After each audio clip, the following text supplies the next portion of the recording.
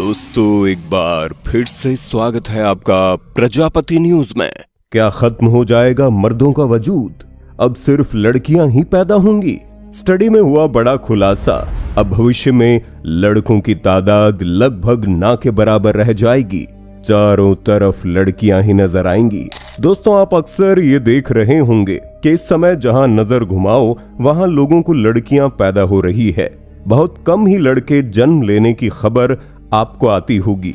आपने कभी इस बात पर गौर नहीं किया होगा, लेकिन आने वाले समय में यही चीज एक बहुत बड़ी समस्या बनकर सामने खड़ी हो जाएगी, जहां मर्दों का वजूद लगभग खत्म हो जाएगा।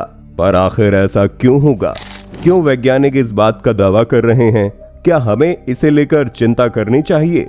आज की इस वीडियो में मैं यानी आपका दोस्त विशाल प्रजापति आपको सब कुछ बताने वाला हूं। बस वीडियो छोड़कर कहीं मत जाइएगा। लेकिन हाँ, वीडियो शुरू करने से पहले एक छोटी सी रिक्वेस्ट है। वीडियो के नीचे रेड कलर का सब्सक्राइब बटन दिख रहा होगा, उस पर क्लिक करके सब्सक्राइब कर लें और साइड में बेल आइकॉन भी दिख रहा होगा, उस पर भी क्लिक कर लें ताकि आपको वीडियो मिले सबसे पहले। दोस्तों अब हम जो बातें कहने जा रहे हैं वो सुनकर आपको झटका जरूर लगेगा, लेकिन ये पूरी तरह से सच है। भविष्य में सिर्फ लड़कियां ही पैदा होंगी। ये कोई मजाक नहीं बल्कि प्रॉपर साइंटिफिक रिसर्च सामने आने पर ही हम कह रहे हैं, जिसमें क्रोमोसोम्स के बारे में हम सभी ने पढ़ा है।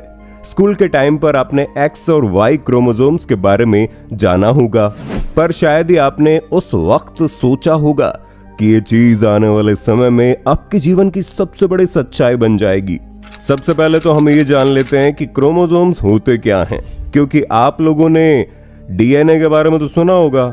जो डीएनए होता है उसमें जीन्स होते हैं, यानी कि जेनेटिक्स। अब दोस्तों जो सेल होता है उसके अंदर न्यूक्लियस होता है और इस न्यूक्लियस के अंदर क्रोमोसोम्स पाए जाते हैं।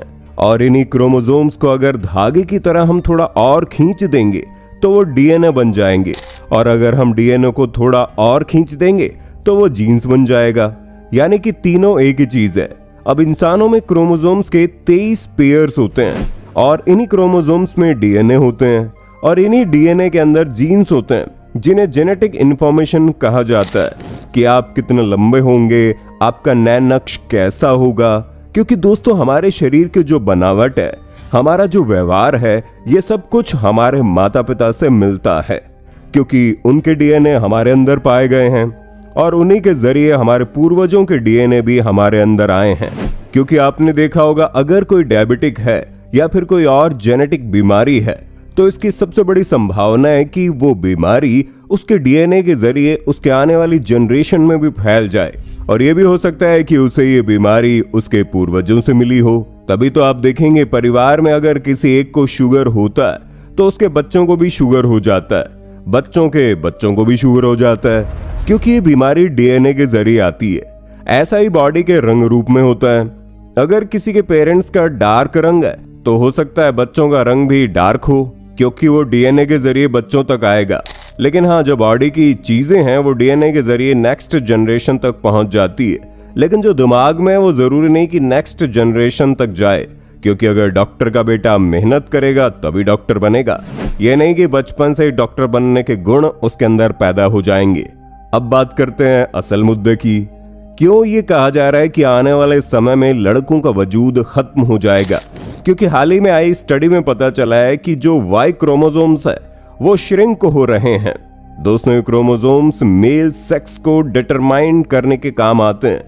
अब हर व्यक्ति में 46 क्रोमोसोम्स होते हैं, जो कि 2 के पेयर में बटे होते हैं, यानी कि 23 क्रोमोसोम्स के जोड़े होते हैं। अब इसमें से जो 44 क्रोमोसोम्स होते हैं वो तो सेम होते हैं, लेकिन क्रोमोसोम्स का जो आखिरी जोड़ा होता है वो सेक्स क्रोमोसोम कहलाता है। अब ये जोड़े 2 ही तरीके से हो सकते हैं, या तो XX या XY, जिसमें Y इंपॉर्टेंट है क्योंकि इसी से डिटरमाइन होता है कि लड़का होगा या लड़की।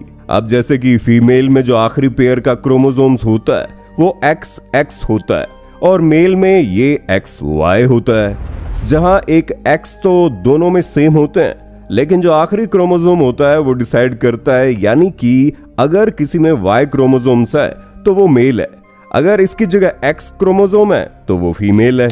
अब जैसे कि मान लीजिए रिप्रोडक्शन होता है और फर्टिलाइजेशन प्रोसेस के दौरान फीमेल का एक्स क्रोमोसोम मेल के एक्स क्रोमोसोम से फर्टिलाइज होगा तो गर्भ में लड़की धारण होगी और 9 महीने बाद एक बेटी का जन्म होगा।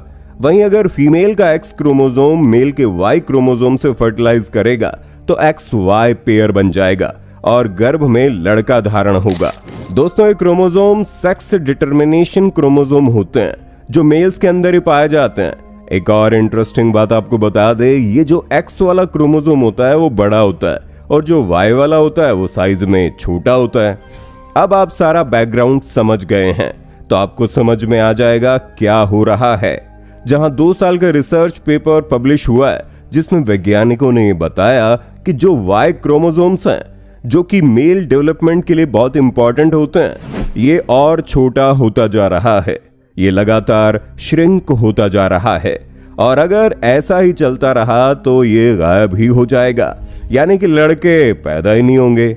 अब दोस्तों, जब से ये थ्योरी सामने आई है तब से तबाही मची हुई है कि हे भगवान, ऐसा भी हो सकता है। ऐसे में दोस्तों, अगर ये होने लगा तो इंसानी भविष्य खतरे में पड़ जाएगा, क्योंकि अगर सिर्फ औरतें पैदा होंगी तो रिप्रोडक्शन तो हो ही नहीं सकेगा, यानी कि सब खत्म।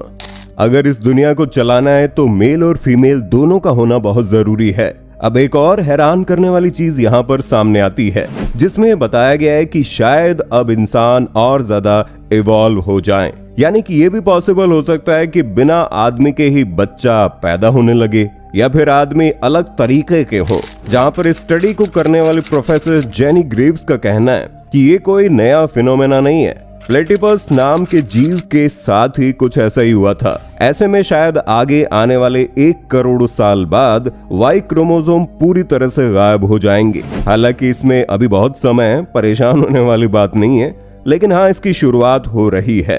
तभी तो ज्यादातर लड़कियों का जन्म हो रहा है। हालांकि आने वाले समय के साथ इवोल्यूशन भी होगा और नया दौर भी आएगा जिसमें सेक्स डिटर्मिनेशन अलग होगा, जो कि हमें स्पिनी रैट्स में ऑलरेडी देखने को मिल रहा है, जहां मल्टीपल सेक्स डिटरमाइनिंग सिस्टम होंगे। और ये भी हो सकता है कि सेक्स जीन की वजह से स्पीशीज का जन्म ही ना हो और शायद इंसान वैसा होगा ही नहीं जो आज हम देख रहे हैं।